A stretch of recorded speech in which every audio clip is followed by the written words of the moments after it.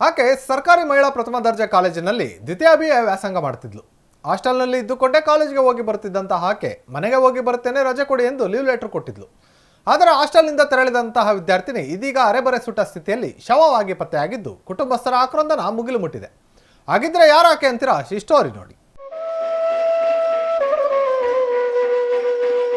ಅರೆಬರಿ ಸುಟ್ಟ ಸ್ಥಿತಿಯಲ್ಲಿ ಯುವತಿಯ ಶವ ಪತ್ತೆ.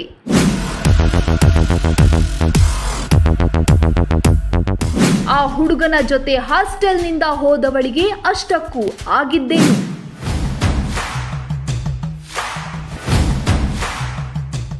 ಮನೆಗೆ ಹೋಗುತ್ತೇನೆಂದು ಲೀವ್ ಲೆಟರ್ ಕೊಟ್ಟ ಆಕೆ ಹೋಗಿದ್ದೆಲ್ಲಿಗೆ?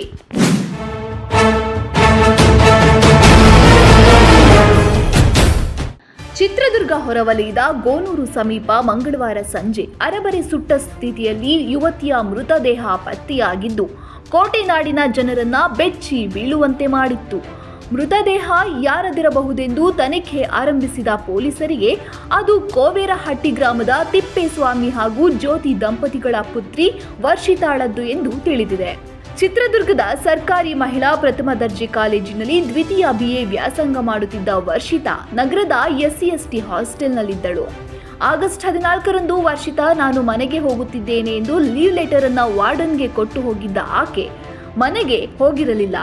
ಮಗಳು ಮನೆಗೆ ಬಾರದೇ ಇರುವುದನ್ನು ಗಮನಿಸಿದ ಪೋಷಕರು ವರ್ಷಿತಾಳಿಗೆ ಫೋನ್ ಮಾಡಿದ್ದು ಆಕೆ ಚೇತನ್ ಜೊತೆ ಹೋಗುವುದಾಗಿ ತಾಯಿಗೆ ಹೇಳಿದ್ದು ಬಳಿಕ ವರ್ಷಿತಾ ಮೊಬೈಲ್ ಸ್ವಿಚ್ ಆಫ್ ಆಗಿದೆ.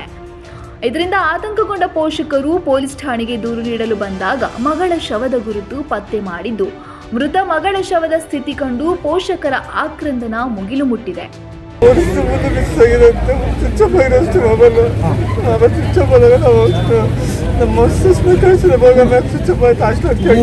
ಬೆಳಿಗ್ಗೆ 7 ಗಂಟೆಯಿಂದ ಬಂದು ನಮ್ಮ ಮನೆಯವ್ರನ್ನ ಕೇರೆ ತಳ್ಳಿ ಕಂಪ್ಲೇಂಟ್ ಮಾಡಿ ಬಂದಾಗ ಸಾಯಂಕಾಲ ಫೋನ್ ಮಾಡಿ ಹಿಂಗಾಗೈತೆ ಅಂತ ಹೇಳ್ತಾರೆ. ಯಾರು ಬೇರೆ ಮೇಲೆ ಹುಡುಗಿನ ಬಿಡೋದು ಹಾಸ್ಟೆಲೆಲ್ಲ ಅದು ಇನ್ನು 3 ಸಹ ಹೋಗಿದೆ ಹುಡುಗಿ ಅಂತ ಇನ್ಫಾರ್ಮ್ ಮಾಡಿಲ್ಲ. ನಮಗೆ ಹಾಸ್ಟೆಲ್ ಮಾಡಿಲ್ಲ.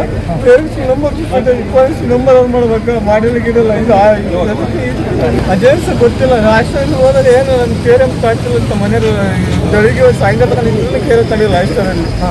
ನಮ್ಮ ಮನೆಯವರು ಇದಕ್ಕೆ ಹೋದಾಗ ನಮ್ಮ ಮನೆಯವರು ಸ್ವಿಚ್ ಆಫ್ ಫೋನ್ ಆನ್ ಮಾಡಿದಾಗ ಅಮ್ಮ ಅಂತ ತೋರಿಸಿದ್ದೆ. ಫೋನ್ ಮಾಡ್ತಿದ್ದೆ ಅಮ್ಮ ಅಂತಂದಿದ್ದು ಅಷ್ಟೇ ಅಂತ. ಅವಾಗ ಸ್ವಿಚ್ ಆಫ್ ಆಯ್ತು ಮೊಬೈಲು. ಯಾಕೆ ಆನ್ ಆಗಿಲ್ಲ ಅಂತ ಡೈಲಿ ಟ್ರೈನ್ ಮಾಡಿಬಿಟ್ಟು ಫೋನ್ ಮಾಡಿದ್ರು ಆನ್ ಆಗಿಲ್ಲ. ಅದಕ್ಕೆ ಬಂದು ಹಾಸ್ಟೆಲ್ ವಿಚಾರಿಸಿದಾಗ ಹಾಸ್ಟೆಲ್ ಇಲ್ಲ ಅಂತ ಅಂದರು. ಅವ್ರು ಹಾಸ್ಟೆಲ್ ಇಲ್ಲ ಅಂತ ಅಂದಿದ್ದಕ್ಕೆ ಅವ್ರು ಫೋನ್ ಮಾಡಿ ನಮ್ಗೆ ಹೇಳ್ಬೇಕಾ ಇನ್ಫಾರ್ಮ್ ಮಾಡ್ಬೇಕಾಯ್ತಾ ನಮಗೆ. ಅದೇ ಸಹ ಯಾರೋ ಹುಡುಗ ಅಂತ ಹೇಳ್ತೇವೆ ಅಲ್ಲಿ ಕೇಳಿ ವಿಚಾರಿಸಿದ್ದಕ್ಕೆ ಹಂಗೆ ಮಾತಾಡಿದ್ರೆ ಅದು ಏನು ಮಾಡಿದ್ರೆ ನನಗೆ ಗೊತ್ತಿಲ್ಲ. ಅದೆಲ್ಲ ನಮಗೆ ನ್ಯಾಯ ಬೇಕಷ್ಟೇ. ಫೋನು ಸ್ವಿಚ್ ಆಫ್ ಆಗಿತ್ತು ನನ್ನ ಮಗಳದು.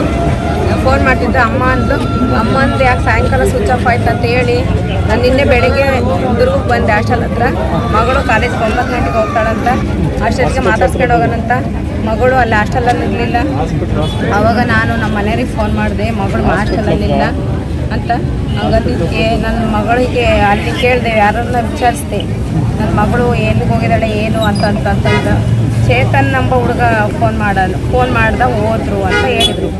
ಫೋನ್ ಮಾಡಿ ಹೋದ ಅಂತ ಹೇಳಿದ್ಮೇಲೆ ನಾನು ಅದಕ್ಕೆ ಫ್ರೆಂಡ್ ಹುಡುಗಿ ಹತ್ರನೇ ಫೋನ್ ಮಾಡಿಸಿದ್ದೆ.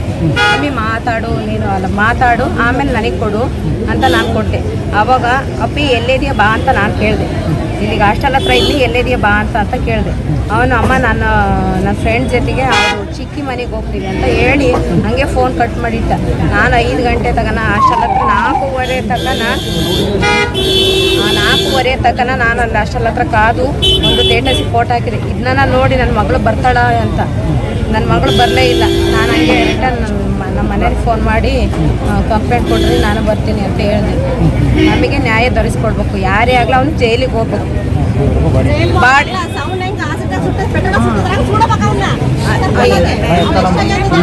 ಹೆಣ ಇಟ್ಕೊಂಡು ನಾವು ಸ್ಟ್ರೈಕ್ ಮಾಡ್ತೀವಿ. ನನಗೆ ನ್ಯಾಯ ದೊರಕಿಸ್ಬಾರ್ದು.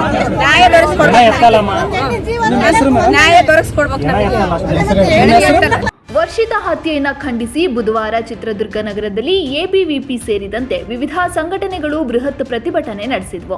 ಆಸ್ಪತ್ರೆಯ ಮುಂಭಾಗ ರಸ್ತೆ ತಡೆ ನಡೆಸಿದ ಕರುನಾಡ ವಿಜಯ ಸೇನೆ ಹಾಗೂ ದಲಿತ ಸಂಘಟನೆಗಳು ನ್ಯಾಯಕ್ಕಾಗಿ ಒತ್ತಾಯಿಸಿದರೆ ABVP ಕಾರ್ಯಕರ್ತರು ನಗರದ DC ವೃತ್ತದಲ್ಲಿ ಶಾಂತಿಯುತ ಪ್ರತಿಭಟನೆ ನಡೆಸಿ ವರ್ಷಿತಾ ಸಾವಿಗೆ ಪೊಲೀಸರು ನ್ಯಾಯ ಕೊಡಿಸಬೇಕೆಂದು ಆಗ್ರಹಿಸಿದರಲ್ಲದೆ ಜಿಲ್ಲಾ ಉಸ್ತುವಾರಿ ಸಚಿವರು ಸ್ಥಳಕ್ಕೆ ಬರಬೇಕೆಂದು ಪಟ್ಟು ಹಿಡಿದರು. ಪ್ರತಿಭಟನಾ ಸ್ಥಳಕ್ಕೆ ಆಗಮಿಸಿದ ಜಿಲ್ಲಾಧಿಕಾರಿ ವೆಂಕಟೇಶ್, ಘಟನೆ ಸಂಬಂಧ ಈಗಾಗಲೇ ತನಿಖೆ ನಡೆಯುತ್ತಿದ್ದು ಆದಷ್ಟು ಬೇಗ ಆರೋಪಿಗಳನ್ನ ಬಂಧಿಸುವ ಕೆಲಸ ಮಾಡಿ ವರ್ಷಿತ ಸಾವಿಗೆ ನ್ಯಾಯ ಕೊಡಿಸುವ ಕೆಲಸ ಮಾಡುತ್ತೇವೆಂದು ಭರವಸೆ ನೀಡಿದರು. ಪ್ರತಿಭಟನಾಕಾರರು ಮುಂದುವರೆಸಿದರು. ಏನೋ ಇಡೀ ದೇಶವೇ ಚಿತ್ರದುರ್ಗದ ಕಡೆ ಗಮನ ಕೊಡಬೇಕು. ಮೊದಲನೇದಾಗಿ ರಾಜ್ಯ ಸರ್ಕಾರ ಅಧಿವೇಶನ ನಡೀತಾ ಇದೆ.